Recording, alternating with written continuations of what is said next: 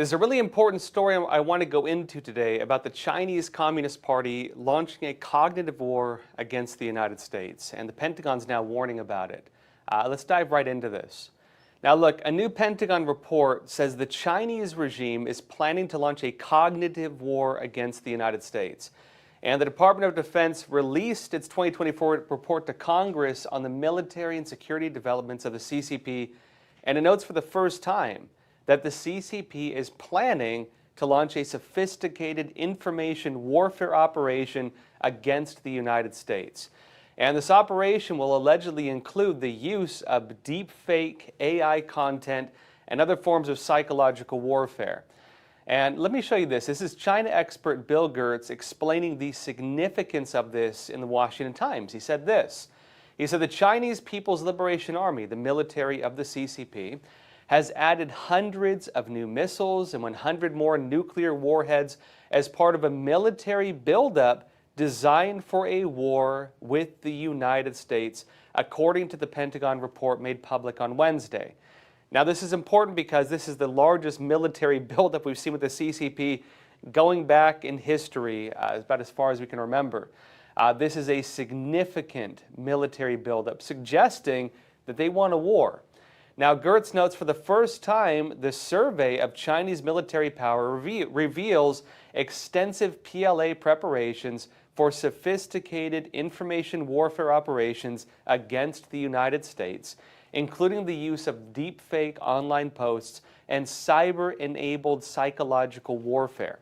And as the Pentagon analyst said, the goal is to influence U.S. military leaders' decision-making, demoralize troops, and sow divisions in American society.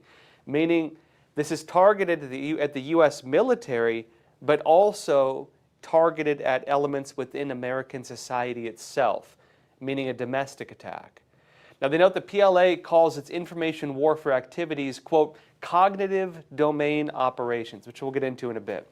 And notes the report describes an asymmetric capability to deter U.S. or third-party entry into a future conflict, or as an offensive capability to shape perceptions or polarize a society. It says the operations target the U.S. government and military, media organizations, businesses, academic and cultural institutions, and policy communities, targeting both, again, the U.S. military, the U.S. government, but also civil society, news outlets, cultural organizations, businesses, academics, and so on. This is both political and military, but also extending even into civil relations and so on. Now, notice the PLA has created a military subunit called the Information Support Force, which conducts, quote, 3 warfares. That's public opinion warfare, psychological warfare, and legal warfare. You might know we've talked about this recently. It says further in, the report said the PLA, again, the People's Liberation Army, needs cognitive warfare tools to counter the American use of digital narratives to undermine the Chinese communist system. And the Chinese military views cognitive warfare as the next evolution in information warfare using modern internet technology and communication platforms, seeking to change enemy behavior and decision-making through artificial intelligence, big data, brain science, and neuroscience. It says that plans call for using deepfake, such as synthetic media that imitates the voices of foreign senior political or military leaders to mislead adversaries and influence decisions. Things that may not be so effective within the United States, but in other countries could be extremely effective in terms of the way they want to use it. Now, look, this is actually really big. This would likely involve the Chinese Communist Party manipulating open platforms, social media, even news outlets and so on, outside of China. They could be feeding fake stories to news outlets, which we've been talking about on the show is something that they've been saying they're going to do. It could be them creating fake online personas. It could be them feeding news and information to, for example, YouTubers and other online influencers. Again, this is information that we've also gotten in terms of leaked documents saying the CCP is planning to do. Interestingly, it could also include the use of technologies like deepfakes, suggesting they may create fake online influencers, fake personas. Chinese media, notably in China, they've begun doing this even with newscasters. Some of their news broadcasters are just AI now. They're deepfakes. Because again, the CCP wanted to control everything.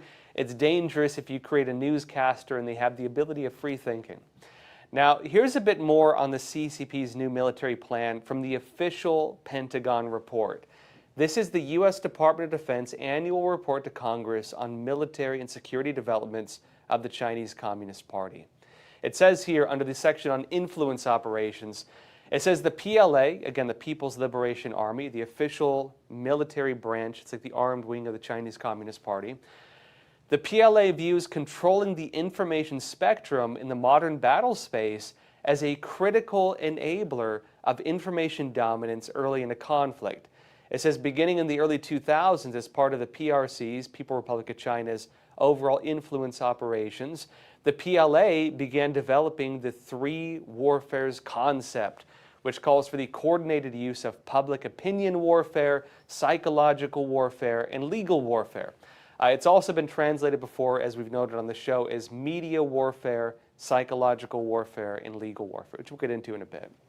And notes the PLA likely seeks to combine digital influence activities with the three warfares concept to demoralize adversaries and influence domestic and foreign audiences, creating an environment advantageous to the PRC, again, the Chinese Communist Party, the People's Republic of China.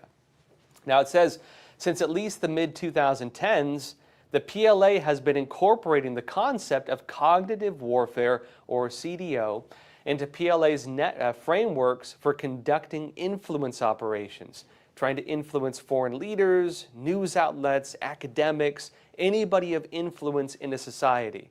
They talk about this as leadership capture. They go to countries and they try to capture the minds and the mouths of every single person of influence to make them serve the interests of the Chinese Communist Party. That's how it works. Meaning your college professors, your big tech company, they will actually be acting in the interests of the Chinese Communist Party while masquerading as being a U.S. business or a U.S.-based professor or whatever else, or even news outlets for that matter. It says, while the concept of cognitive warfare appears to be a PLA-specific, overall PRC influence operations reflect a whole-of-government approach to shaping the information environment. And from the PRC's perspective, all nations, especially the United States, that use digital narratives to undermine the CCP's authoritarian system and employ offensive influence operations. The CCP regards news outlets, critics of the CCP, as being like basically agents. They regard anybody who attacks the Chinese Communist Party, who speaks badly against the Chinese Communist Party, as being like a soldier on a battlefield. And the CCP wants to aim and attack these individuals, like myself, for example, because, again, it views us as being soldiers on the information battlefield. Anybody who exposes the CCP, anybody who talks about their human rights abuses, anybody who talks about what they're doing to subvert foreign societies, on the information warfare landscape, this is the battlefield as far as they're concerned. Now, the report says as well that hence the PRC considers its influence operations that counter this perceived subversion as defensive to protect the party, meaning the CCP, and the military. And notes another primary goal of the PRC's influence operations is to maintain domestic stability and protect CCP rule. And when you're talking about the Chinese Communist Party, domestic stability means preventing people from revolting in China against the Chinese Communist Party. And when they say protecting CCP rule, they mean that making sure the people of China don't try to overthrow the CCP. When it comes to that, they view public support and public information as the main threat against the CCP itself. And so anybody who, again, spreads things that would expose the Chinese Communist Party, criticize the Chinese Communist Party, detail what it's doing, they are regarded as enemies and enemy combatants on the information warfare battlefield. That's what they're saying. Now, the Pentagon report adds that domestically, the CCP uses influence activities to protect its image with the public and garner popular support for the military. Internationally, meaning here in the United States, it says that Beijing aims to create an information environment favorable to the PRC and its strategic foreign policy objectives. Meaning, again, it needs to go after every person who criticizes the CCP. It says PRC influence operations target media organizations, meaning news outlets, businesses, academic and cultural institutions, and policy communities of the United States and other countries, and international organizations to achieve outcomes favorable to its strategic and military objectives. Meaning that while this is a military branch of the CCP carrying out military operations, their targets are civil society organizations. They are targeting with their military American news outlets, whether it means feeding them fake information or attacking them. It means going after academics, whether it means exposing them and trying to tear them down, or maybe giving them money, bribing them, coercing them, and getting them in the CCP's pockets. And even, again, cultural organizations, whether, again, supporting the ones that are favorable to the CCP or trying to tear down the ones that are critical of the CCP. Now, it's interesting. I actually exposed a lot of this in a recent feature as well, including about how the CCP's Three Warfares program works and how it ties in with the regime spy operations. If you haven't seen that feature yet, I recommend watching it. At the Epoch Times, basically, we received documents and we had whistleblowers step forward, and they revealed the Chinese Communist Party was planning to launch operations against Shenyun Performing Arts, the Epoch Times, and NTD Television. The orders for this came from Xi Jinping himself, the head of the Chinese Communist Party. And what we were told by these whistleblowers was basically Xi Jinping believes this has to be done because we expose the Chinese Communist Party. Xi Jinping is afraid that when President-elect Donald Trump comes into office, that Trump may take actions that could destroy the communist regime. And because of this, the Chinese Communist Party wants to silence or destroy anybody of influence, including right here in the United States, who exposes the Chinese communist regime and its human rights abuses. And so Xi Jinping himself has given orders to launch a whole-of-government operation for the CCP to attack Shenyun, the Epoch Times, and NTD outside of China. And again, this lines up with what the Pentagon is saying as well. Now, the CCP's plan is basically this. Its agents are framing false narratives. They plan to use these to feed to U.S.-based news outlets and online influencers. Again, the CCP crafts the information. Their military is involved with it. Spy organizations are involved in it. They go to news outlets in the United States and they feed them the information that they've stolen or crafted. These news outlets and online influencers then spread it. And if these organizations run the CCP's false narratives, they then plan to have other agents use these reports to file legal attacks against us. And as I noted in the investigative feature, this ties in with a long-standing CCP military program called the Three Warfares, the one named in this new Pentagon report. Again, it's also translated as psychological warfare, media warfare, and legal warfare. And basically what that means is this. Psychological warfare is how you frame narratives. It's how you pitch something. It's the narrative. Psychological warfare is the interpretation of information. Media warfare is to control the outlets of information. And legal warfare, or lawfare as some people call it, is to use these narratives to manufacture lawsuits and other legal attacks, again, manipulating international legal systems.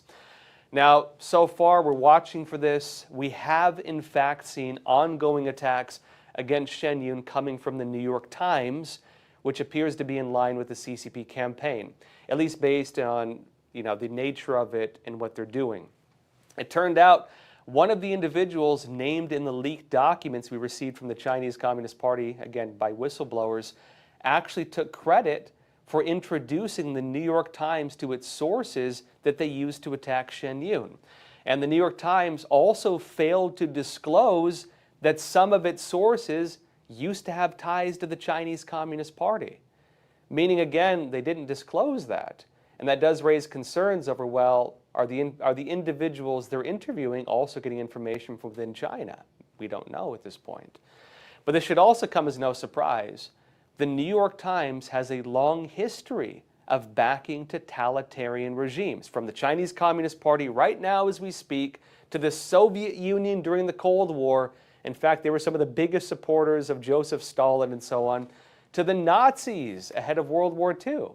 And just like the New York Times right now is helping the Chinese Communist Party cover up and even spread its persecution against religions like Falun Gong, the New York Times did the same exact thing, helping the Nazis cover up the Holocaust. This has been brought up quite a bit recently. In fact, over the New York Times seeming to take a stance against Israel after the October 7 attacks. Mark Levin, host of Fox News' Life, Liberty, and Levain, detailed some of this in November last year. Watch this. When there's an obvious right versus wrong, good versus evil, people trying to exterminate other people, at a time like this, you can really see who the culprits are, who the reprobates are. When it comes to the fundamentals of life versus death, the extermination of human beings by a regime, the New York Times sided with, quote unquote, the regime in the manner in which it reported or didn't report information. And it's doing exactly the same thing today, despite its phony apology in 2001. The New York Times is loaded with Israel-hating anti-Semites, just as it's loaded with American-hating reporters, opinion writers, and so forth. You have to ask yourself, if you're a reporter for the New York Times, you have any connection to the New York Times, aren't you ashamed of yourself? With the blood that this newspaper has on its hands, and I can't do it right now, but also 1932, Walter Duranty was their correspondent in Moscow. He was Stalin's mouthpiece for 12 years. They knew it. And in 1932, Stalin slaughtered millions of Ukrainians. Something about the Russians slaughtering Ukrainians, you know. But they did it then, too. And the New York Times kept them. Now, for the New York Times, this isn't anything new. But I'd say this is not just some surface-level agreement or some regular type of policy debate or something like that. I would actually say the New York Times, they supported the Nazis. They supported Stalin. They support the CCP today in many regards, including in its human rights abuses that these regimes have carried out, because the New York Times seems to support these regimes on a fundamental and ideological level, namely communism. When it comes down to it, the New York Times has openly supported communism, the foundation of all these totalitarian regimes. And yes, even Adolf Hitler was a socialist. It was the National Socialist Party.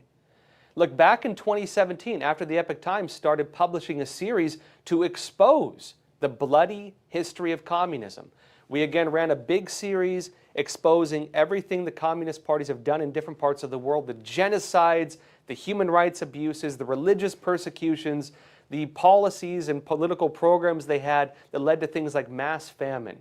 We exposed this. The New York Times, right when we started doing that, came out and did the exact opposite.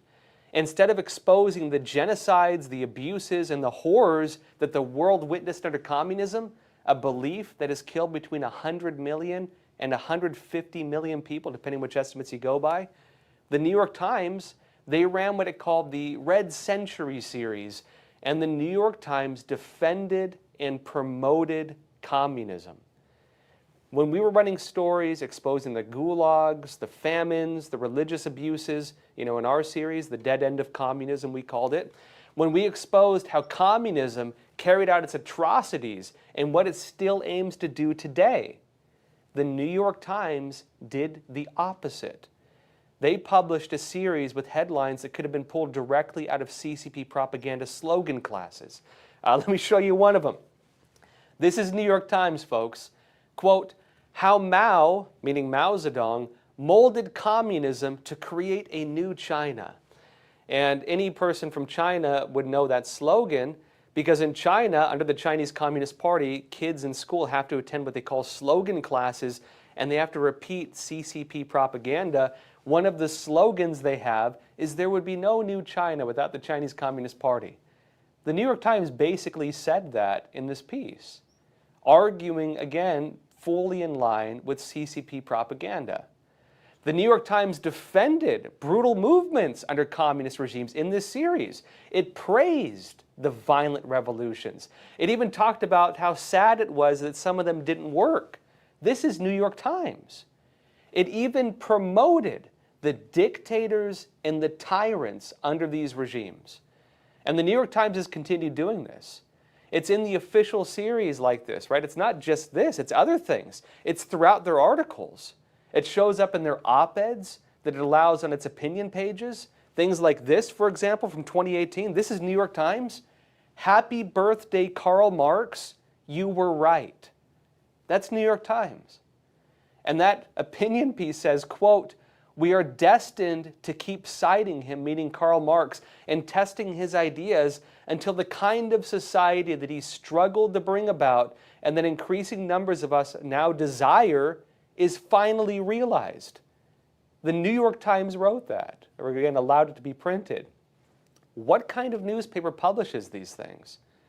Karl Marx will be remembered as having spurred the most murderous regimes the world has ever known. And they praise him. Maybe this is why they hate us so much.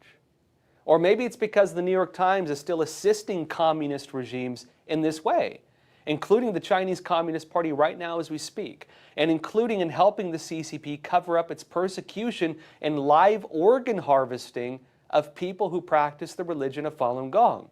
Epoch Times said this in August. It said at critical moments over the past 25 years, the New York Times has aided the interests of a power faction within the Chinese Communist Party responsible for atrocities against practitioners of the spiritual discipline Falun Gong. On top of implicating itself ethically, the paper has also, as a result, distorted its China coverage and misled its readers, as revealed by an analysis of the New York Times' China coverage, as well as interviews with half a dozen experts on Chinese Communist Party politics and geopolitics. It says due to the paper's disproportionate influence on policy, its skewed coverage has likely led to a loss of life and treasure that is difficult to quantify, some experts said. It says the New York Times has for decades positioned itself as a global newspaper, insisting on the necessity of access to China, according to former staffers. That meant convincing the Chinese Communist Party that the paper's presence would benefit it. Now, even more than this, when they had the China Tribunal in the UK, where the live organ harvesting issue was put on trial, they had experts, witnesses come in. Again, in the United Kingdom, they had a trial on the Chinese Communist Party for carrying out live organ harvesting. And not only did they determine that the CCP is murdering people for their organs, the majority of them being practitioners of Falun Dafa, again, a Chinese religion based on the principles of truthfulness, compassion, and tolerance.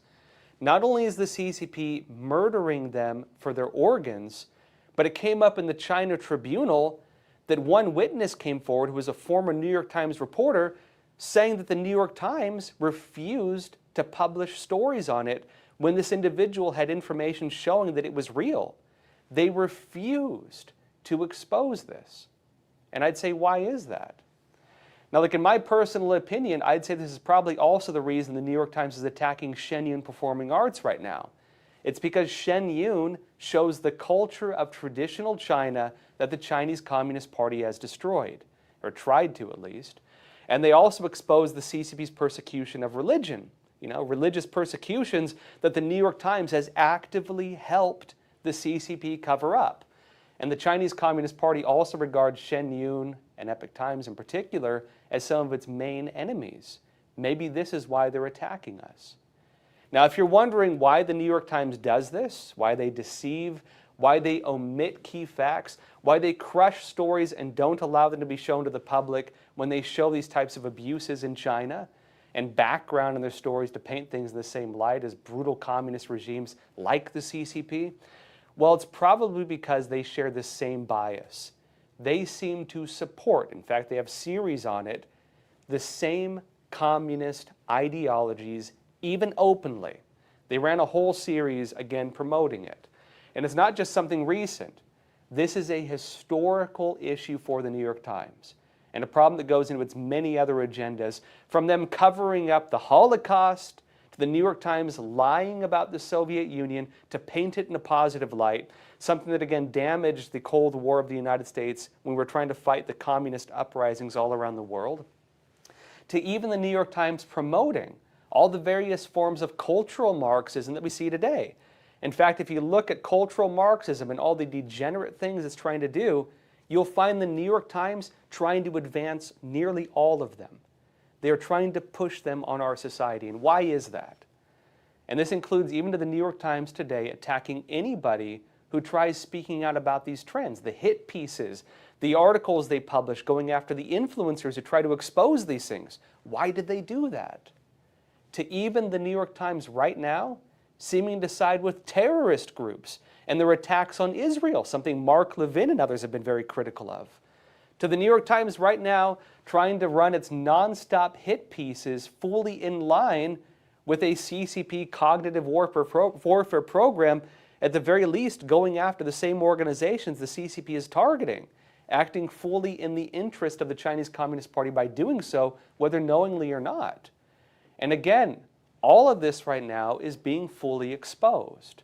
We've gotten leaked documents. We have whistleblowers stepping forward detailing it. And for the New York Times, I would say this is a pattern. This is something they've been doing for decades. This is something they've been doing going back again to World War II at least. This seems to be something in the lifeblood of the news outlet. This is support for communist and totalitarian regimes. And for the CCP also, the operations like this cognitive warfare plan they're rolling out, well, the communist regime has now given orders to carry out a cognitive war against the United States, including against civil organizations in this country, media organizations, influencers, anybody who is critical of the CCP. The agenda is already being exposed. Again, folks, we have gotten personally leaked documents on these plans. We've already had multiple whistleblowers step forward, and governments are already acting to even arrest some of the agents who are being exposed as being involved. Through this, the Chinese Communist Party's agents and its controlled assets are now showing themselves. And as this happens, its networks for subversion and influence operations, it is now being exposed. And again, we'll continue exposing it as it goes forward.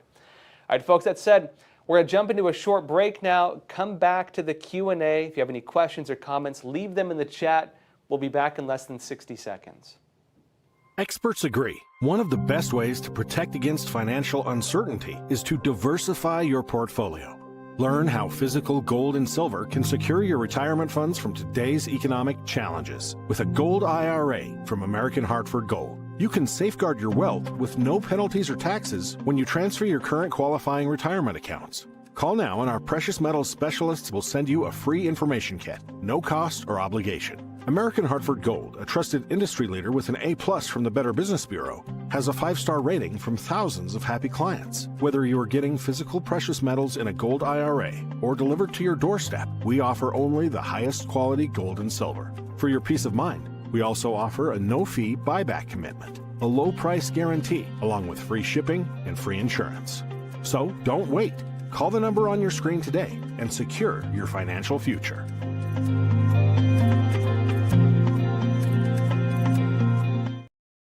Welcome back.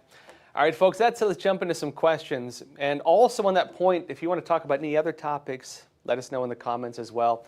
There's a lot going on right now. We have no shortage of big stories happening. Another topic we can go into maybe in a future episode, but if you have questions on it, there's a big discussion around visas right now. I know Elon Musk has been kind of sparring with even some Trump supporters on this. Trump has come out in support of them. We can talk about any of that. But let's start with the first one here. Martin McKenzie, you're saying, this has also been called full spectrum dominance. If you can control hearts and minds, you don't need to fire a shot.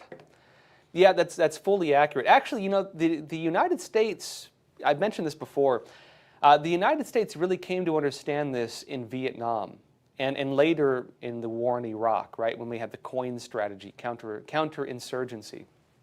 if you know, basically the Vietnam War, the way the United States was fighting it is basically we were trying to determine who was winning the Vietnam War by counting bodies, right? Some of you may remember this in history. We were counting bodies, and we would determine who was the winner or loser in a battle based on the number of troops killed on either side of the battlefield.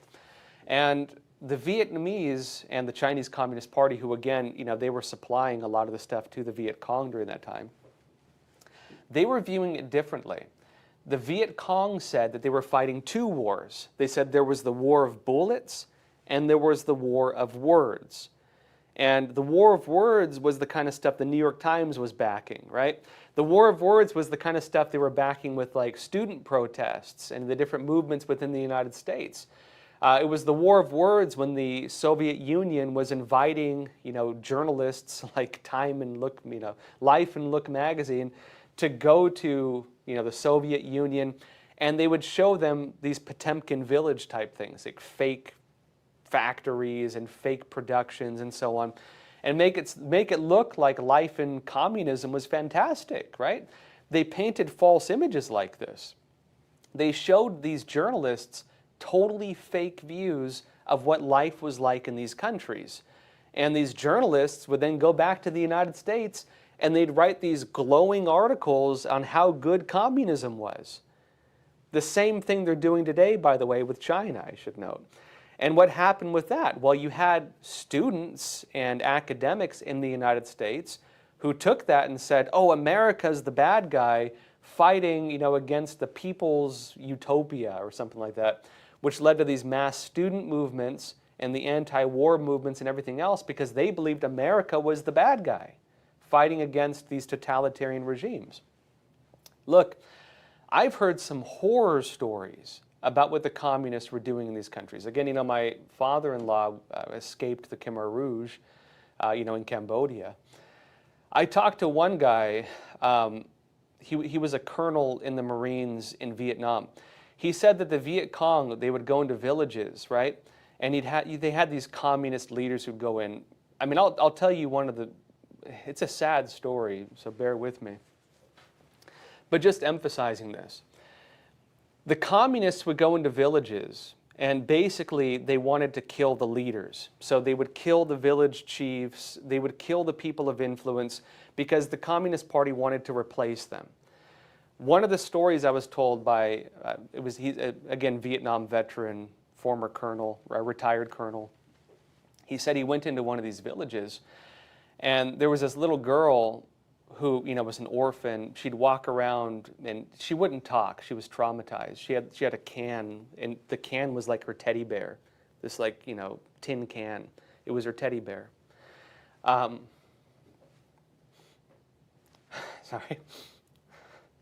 So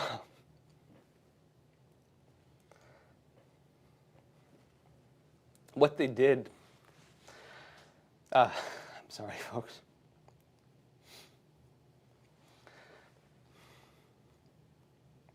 What the Communist Party had done is they went into this village. They took this little girl's parents, right? Her parents were the village leaders. They tied them down with their arms and legs spread, like on the ground, right? And the communist leaders, they got the whole village together and they gave lectures to the communist, you know, on the Communist Party to the village.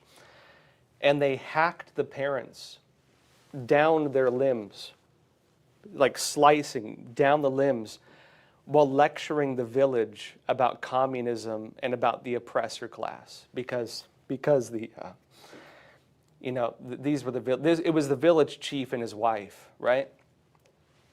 And this little girl witnessed that. That was her parents. You know what I mean? You know, that was the kind of stuff we were fighting against, and I mean, and that's the kind of stuff you still have happening today under these regimes. And it's really, in my opinion, it's very sick that you have these organizations ignoring these abuses in order to promote the ideologies of these systems. You know, that's what you have these organizations doing. And that's where it gets real twisted. Imagine if you had an organization talking about the Nazis like this, and they were just promoting it, but they were ignoring all the abuses, all the human rights abuses. If even they excused it and said, you got to break a few eggs to reach the utopia. That's the kind of stuff these organizations are doing. That's the kind of stuff they were lying to people about in order to frame these narratives.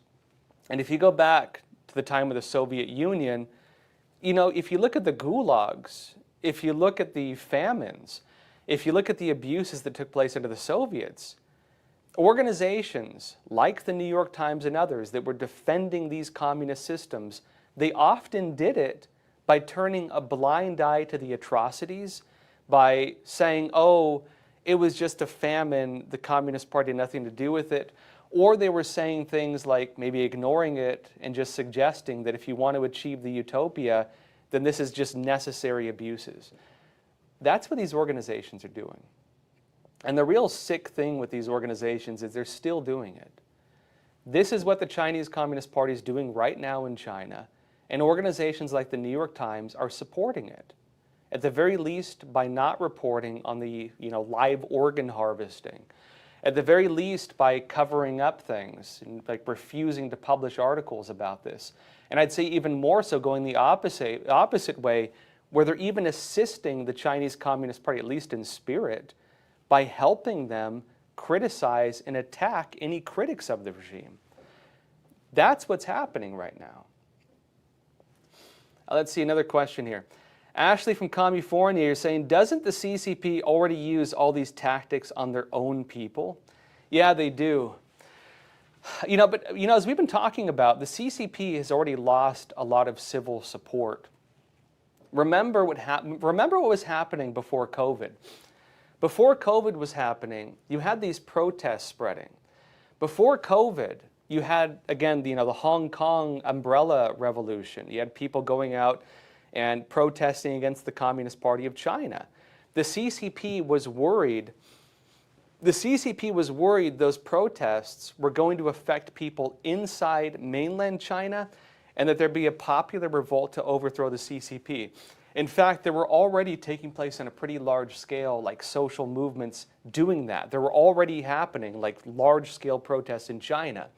And so the CCP, in order to stop those protests, they launched this iron-fisted movement to go and crush the agreement that the world had with Hong Kong and the Chinese Communist Party, which was, again, one party, two systems. The CCP was not supposed to be able to exert full control over Hong Kong. Hong Kong was supposed to have a British legal system and a elected democratic type government. They ended that. And they ended that because they were afraid of these protests spreading into the mainland. In mainland China, the CCP, under the guise of COVID, also launched all these different programs where if people went out to protest, they used the health code on people's phones to imprison them. And so, for example, you can read public reporting on this. There were people who were going and protesting because, for example, protesting the banks. They were trying to get their money out of the banks. The banks were not giving them their money. Remember, in China, the biggest banks are controlled by the Chinese Communist Party, like the People's Bank of China, for example. They were going and trying to get their money out. The CCP arrested them by turning their COVID health codes red. Meaning, when your COVID health code turns red on your phone, you have to go and report for mandatory quarantine. And so the CCP quarantined them for COVID because they were protesting against the banking system in China. And so the CCP was doing this as a way, using COVID as a way to crush civil uprising, right, as part of all of this. Now, I've mentioned in China, there are a couple areas of power, right? There are people who have basically lost, the majority of the country, even within the Chinese Communist Party itself, a lot of them no longer believe in communism. The support for the Communist Party is very low. The people who still support it, mostly, it's out of financial interest. It's because it's older people and they want their pensions, or younger people because they believed that they'd be able to have success later in life because of the Communist Party. It was on that. That is now dying. For the younger people, they have what's called the laying flat movement, where they don't want what they call the 996 work schedule, 9 a.m. to 9 p.m., 6 days a week. They don't want to work themselves to death. They don't want to have this kind of lifelong struggle where they're working nonstop and basically having dead-end lives. And so they're doing what's called lying flat, where they're not going to school, they're not taking care of anything, they're not getting jobs, and they're basically, quiet quitting the Communist Party. They're giving up. And the CCP is not going to have a future because of that if they don't do something about it. And they can't do anything about it because it's a quiet revolution. It's people just not pushing themselves, right? What you would call quiet quitting in a work environment. The other side is the older people. But because of the financial problems in China, right, the real estate industry is going belly up, the manufacturing is leaving China, a lot of the foreign investment is not coming in like it used to, and also because of the banking crisis, it's affecting just normal business. A lot of people who may be supportive of the CCP just because of financial interests, they're also breaking with that. And so this is also why the CCP is so terrified of civil uprising right now. Why they're trying to crush all the foreign critics of the CCP, because they're terrified of civil uprising. And they're terrified that additional financial pressure, like from Trump or something like that, or even from Europe, Europe's even putting a lot of tariffs on China, that this could have the effect of tearing down the CCP. They are terrified for their survival, the survival of the party right now. And yeah, the CCP does do these information operations, but in China, it's losing a lot of power already, even regardless of it. Angel761, he said, this is not new. They have been doing this for decades. Do a search for the number of U.S. educational institutions that are owned by Chinese corporations. They recently acquired one of the largest curriculum companies in the U.S. And then you add another comment, what I don't understand is how we allow them to come to our country and purchase our farmland, our businesses, our educational corporations. We couldn't go to China and buy land near their military bases. Yeah, the CCP does do this. They actually have a slogan for it. The Chinese Communist Party openly, they say that they want to manipulate the open system of the United States. And the argument is this. They say America is an open society, China is a closed society. And they believe that you can manipulate the legal systems, the business systems, the policy systems in the United States to weaponize it against ourselves. The slogan they have for this is strangle you with your own systems. This is what the CCP actually says. Strangle you with your own systems. So basically, oh, you believe in freedom of speech? Well, we will establish organizations in your country and we will use them to manipulate your news outlets, to maybe register, online influencers, to feed information to people of influence, and we will use freedom of speech to promote ourselves and undermine you. That's one example of it. Oh, you believe that businesses should be able to lobby your government. What does the CCP do? Well, the Chinese Communist Party lobbies our own government by using American businesses as the proxy. It goes to U.S. corporations, and it does this openly. In fact, this isn't even a secret. Chinese Communist Party or Chinese businesses will have American businesses lobby our government on behalf of the CCP. And so you have major corporations going into political offices and so on, and bringing their issues to the table. And these are big businesses that are big donors to our American political system. And they're saying, hey, we want to donate to you, but we need these issues. We need you to support this policy and that policy, or you're not going to get money. And it just so happens this policy and that policy are the CCP's policies. They do this openly. They don't even hide it. Again, and that's because we allow businesses to lobby on behalf of Chinese companies. They do a lot of stuff like this. Even the legal attacks. The CCP can establish, or even just have agents here who make friends and then have their friends file lawsuits in the interest of the Chinese Communist Party. Or compromise people. They invite them back to China. They make friends with them, and in China, they tell them, hey, file a lawsuit against this business or that business. They do that. Even in terms of, even on another level of this, they do it a lot with copyright. So for example, the Chinese Communist Party will use artificial intelligence to create copyright, to file copyright on music, on innovation, on technologies, on everything. And so they have this huge, huge store of intellectual property. And then if an American company innovates, or if somebody uses the technology, the Chinese company holding the intellectual property can then sue the American company saying, hey, you violated our copyright. That is also a form of legal warfare or lawfare.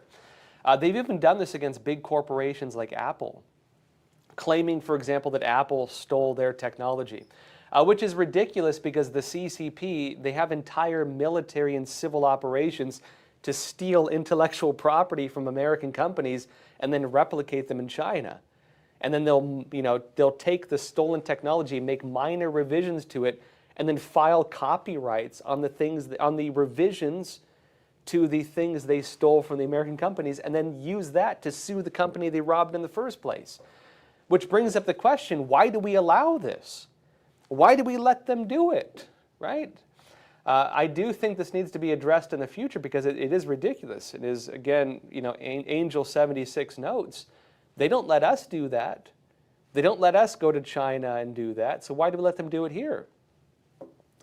And again, even the issue of just buying property and buying land and buying, American, for example, talent organizations of Hollywood and buying American food processors. Why do we let the CCP own that? Why do we let them do that? I think it does need to be addressed in the future. Anthony Evelyn, you're saying China recently showed 2 6th-generation combat aircraft recently. Why did they do that at this time? Right? I saw that. So the Chinese Communist Party recently unveiled what they claim is a 6th-generation fighter jet. And there's been a lot of arguments with this. You might remember the CCP previously unveiled its 5th-generation fighter jet, the J-20, and the J-20, I think they have the 21 also. I've actually done some analysis on this in the past. There's a lot of smoke and mirrors involved with this. There's a lot of smoke and mirrors. I'll give you an example. So first of all, the United States has noted that the J-20, the 5th-generation fighter jet of the Chinese Communist, I'm not talking 6th generation yet, this is the 5th-generation one, that it has elements on it that look like they were stolen from the F-35 designs. Because, again, the United States has 2 5th-generation fighter jets, the F-22 and the F-35, right? Those are our 5th-generation fighter jets. There's evidence the CCP stole the designs for our fighter jets and incorporated some of that into its designs for the J-20, their 5th-generation fighter jet.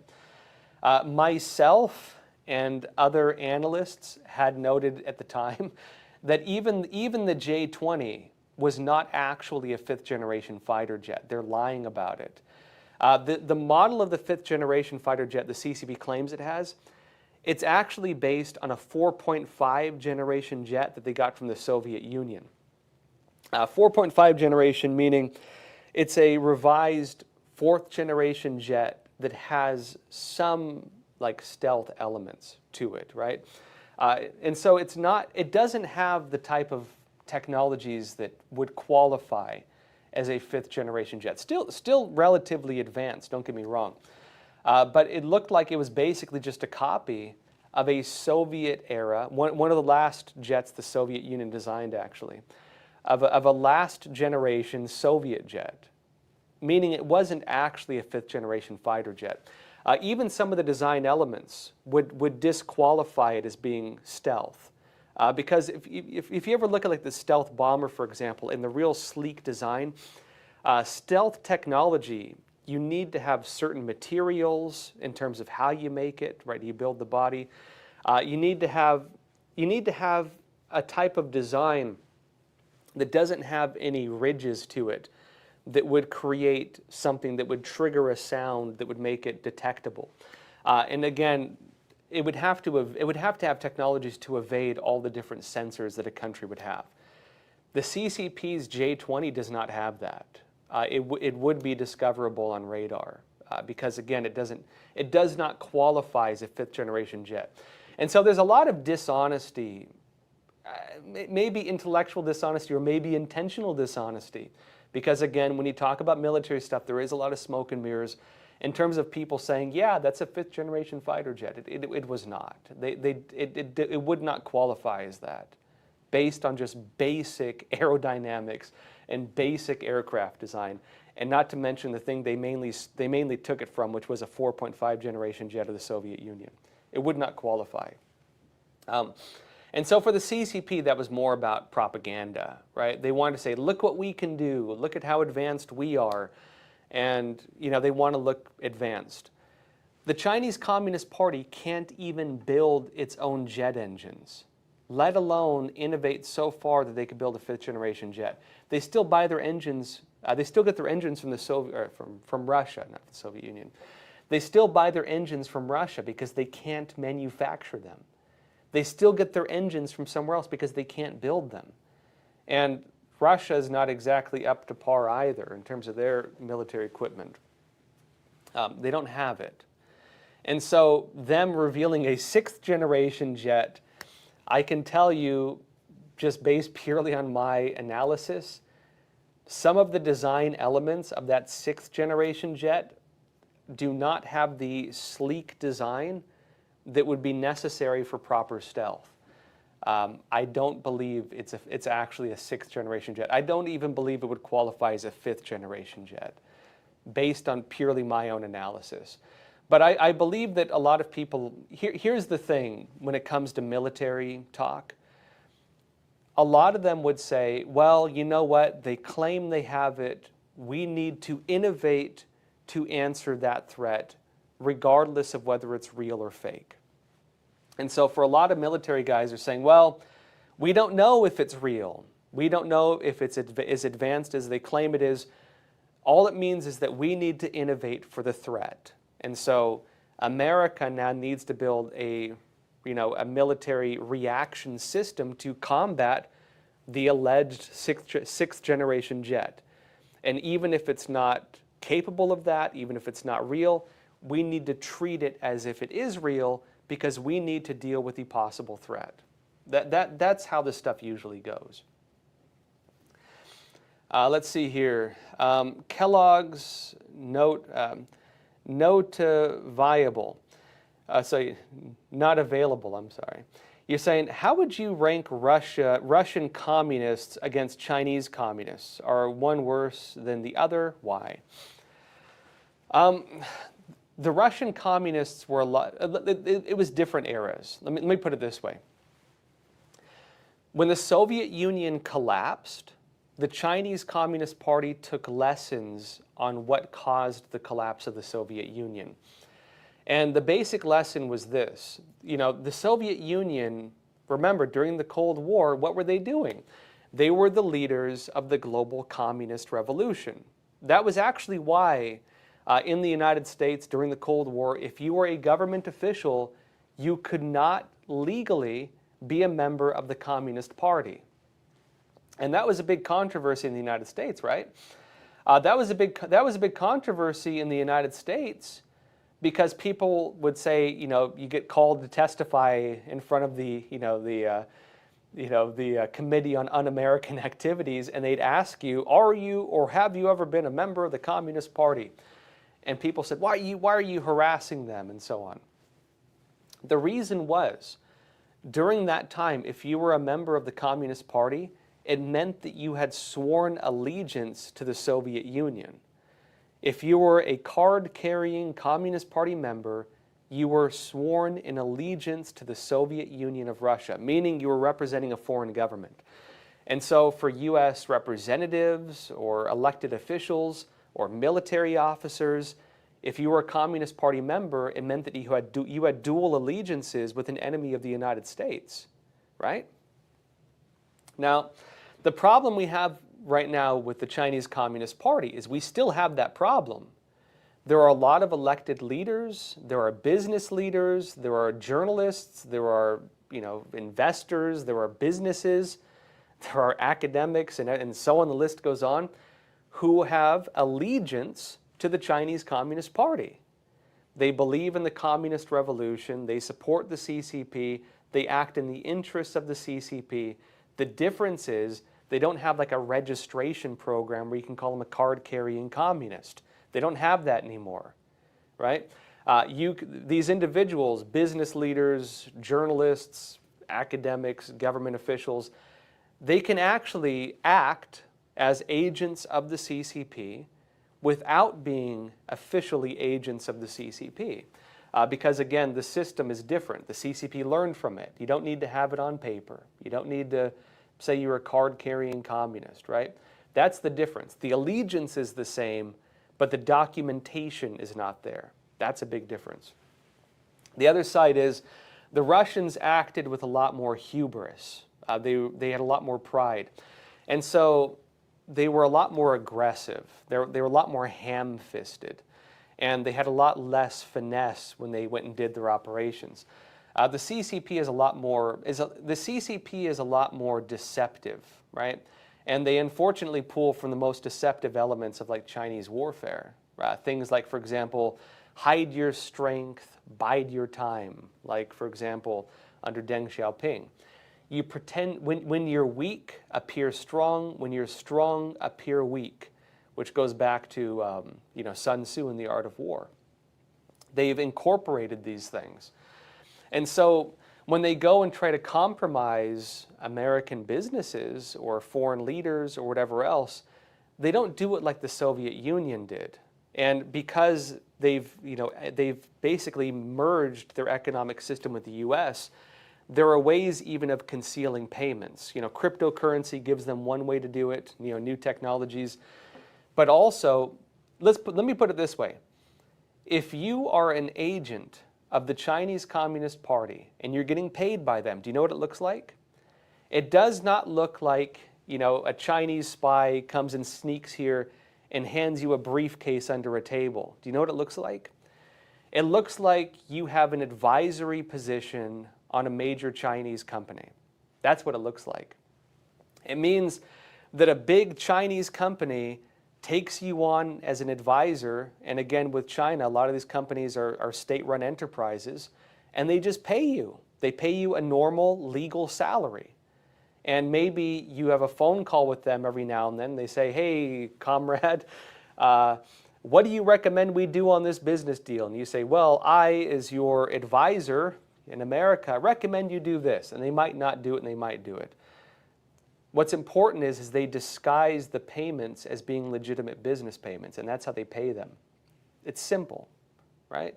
Or you're a major business, and in exchange for you serving the interests of the CCP, they just give you access to the China market, and they have their media in China promote you, and they maybe ramp up ticket sales for your movie or something like that. Hollywood, that's a big thing. It's why they do that with China, the Chinese Communist Party. If you want to get your movie shown in China, you oftentimes have to co-produce the film with the CCP or with these Chinese organizations, and you have to serve the interests of the Chinese Communist Party. During the time of the Cold War in the Soviet Union, if you did that with the Soviets, they'd call you, they'd probably get you for being a foreign agent. They'd say you're working with the Soviet Union and you're cooperating with them and they're paying you. We don't say that with businesses these days because business operations of American companies in China is accepted. I'd say it's the same thing with a lot of news outlets. A lot of news outlets are only able to function in China if you don't report certain information. If a journalist reports on the human rights abuses in China, if they talk, especially they talk about the persecution of Falun Gong, they kick you out. They might even imprison you. Your entire media might get kicked out of China. And so all these big news organizations that have operations in China, they cannot report actual news on China, which is the ridiculous argument because well, how do you cover China if you can't go to China? I'd say, how can you cover China if you're in China? Because they'll kick you out if you're honest, right? It's ridiculous. Yeah, again, during the Cold War, you could be labeled a foreign agent for doing this stuff. These days, because of the open system, it's allowed to take place and you're not called a foreign agent for doing it. But I would argue it's the same thing. I would argue many of these organizations are acting as agents of the Chinese Communist Party with these ties. It's just, again, because of the business relations and the way business works and the way we've opened up with them, it's not treated like that legally, at least not in a lot of regards. There are some exceptions to that. Let's see here. Judy Akeem, you're saying, my thought is we have built an entire infrastructure on manipulation. Wherever you look, you're emotionally programmed and manipulated. People are not grounded in their families and values. Yeah, I'd agree with that. You know, the unfortunate reality today is that manipulation is coming from many angles. You know, even advertising is manipulation. In fact, it goes back to, if you read the book Propaganda, I can't remember the author right now. The author of the book Propaganda, written in the early 1900s, laid out the strategies of modern advertising. I believe it was Edward Bernays, if I remember properly. The issue with that book and Bernays is that his strategies for advertising were also adopted into political propaganda. And Bernays actually said something very interesting at the beginning of his book, where he says, and again, this is the guy who formed the basis of modern advertising and modern political propaganda in the West. He said that the true secret powers of the world are the ones that control the information landscape, because they're the ones who control the minds and the hearts of the world. And, you know, I talked before about even the Chinese Communist Party's systems of subversion. If you talk about what's called the United Front, which is the way that they have their spy networks, you know, you've heard about the secret Chinese police stations and so on. And I talked before about how they compromise businesses and academics and government officials and everything like that. The way it works is this. The actual saying they have for their operations is they aim to, quote, capture the civil society. Meaning, you can have what looks like a free country. You can have what looks like an independent business. You can have what looks like a normal functioning society with its own government, but it is being controlled by another government. The CCP tries to co-opt the influencers in that society.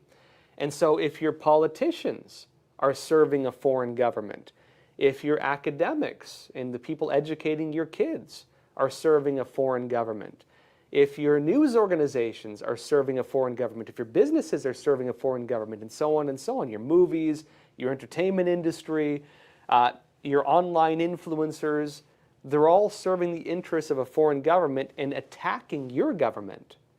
It means that although you have the illusion of being your own country, you are actually just a puppet state of another country, because they are puppeteering the people who control the money, the hearts and minds of your people, what is being done politically, and even the business decisions of your country.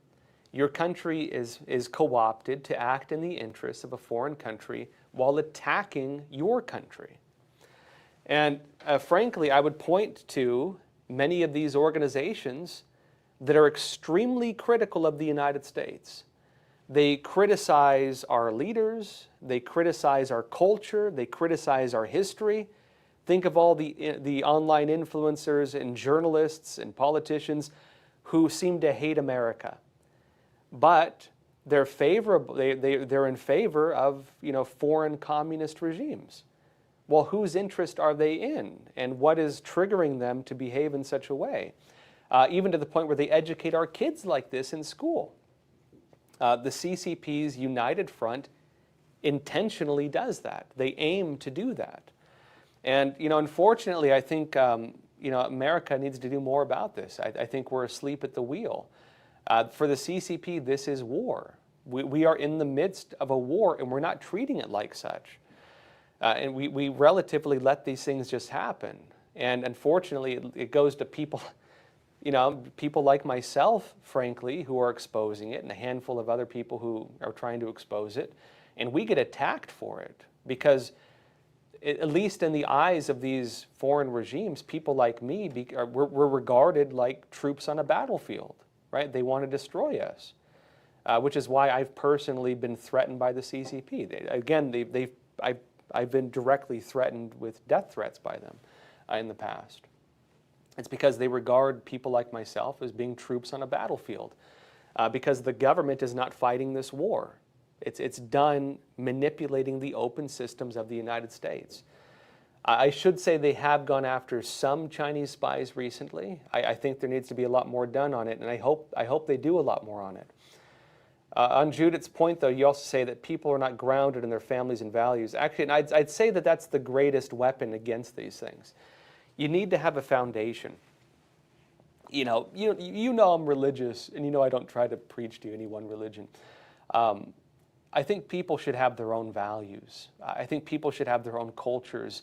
And I do believe that grounding yourself in your family is the best way to face this. Because I think when you have a circle of support and you do have kind of an immovable moral system, whether it's rooted in your religious belief or your personal values as an individual, that system of values is what makes you immune to this type of influence.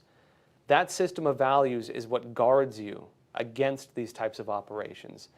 And I would say the people who tend to get co-opted are the ones who don't have that. They're the ones who have very flimsy systems of values, and they get taken by the current, so to speak. They get swept downstream because they have nothing rooting them. And on that point too, I'd actually say that's why communist regimes, whenever they come into power, what do they do typically? Well, they start a famine, then they persecute, whatever targeted group they came into power saying they were going to destroy. Then what do? They destroyed the religious people. Why do they destroy the religious people? It's because the religious people have a system of values that is rooted and unchangeable. And when they witness an evil regime doing evil things, the religious people will criticize it, or they will recognize it as evil. And so the first thing communists have to do is destroy those people. That's why the CCP persecutes Christians. That's why they persecute Falun Dafa practitioners. That's why they persecute, Muslim Uyghurs. That's why they persecute Tibetan Buddhists and everybody else. It's anybody who would question the legitimacy or the morals of the Chinese Communist Party, and they want to destroy them. That's why they do it. That's why the Soviet Union did it. That's why every communist regime does that. It's because they view people with rooted good morals as enemies of the state. And again, something to keep your eye out for, because there are communists, among us here, maybe not among us, but here in the United States, who also want to attack religion. And frankly, look at what they do. You do see them doing this, attacking the moral foundations of our society. All right, folks, that said, heavy news today. Join me tomorrow, again, 10:30 a.m. Eastern Time. There's a lot to talk about these days. And again, folks, thank you so much for being here. Please share this episode. Help us get the word out. And as always, please take care of yourselves, stay informed, and stay free. Thank you.